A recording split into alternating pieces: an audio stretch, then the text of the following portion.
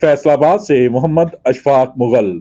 महंगाई के तूफान में बच्चे काम पर मजबूर, गुजारा कैसे होगा बाबू, पेट की दोजख बजाना है।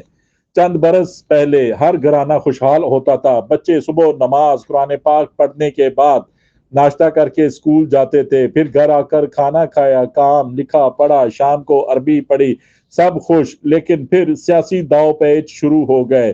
पहले टैक्सों की भरमार, फिर भारी बिजली व गैस व वासा के बिल, फिर इसका असर आम अशिया खुर्दो नोश पर पड़ा, जिसने घरों में फाके डाल दिए। घर घर भूख नाचने लगी। सफेद पोश तबका भारी बिलों के बोझ तले दब गया। कुछ ने तालीमी दारों से बच्चों को निकाल कर काम काज में लगा दिया। जो चंद सौ की नौकरी सारा दिन ओए छोटे की आवाजें सुनते, मोटरसाइकिल ठीक करते गुजार देते हैं। अफसोस, हुक्मरानों ने अपने बच्चों को आला तालीम, बैरून ममालिक और कारोबार सेट करवा दिए, लेकिन गरीब बच्चों बारे कुछ न किया। कौन गरीब बच्चों बारे सोचेगा, कौन मुल्क का मुस्तकबिल संवारेगा। देखते रहिए GS न्यूज। इस वीडियो को लाइक करें, हमारे चैनल को सब्सक्राइब कर बेल आइकन जरूर प्रेस करें।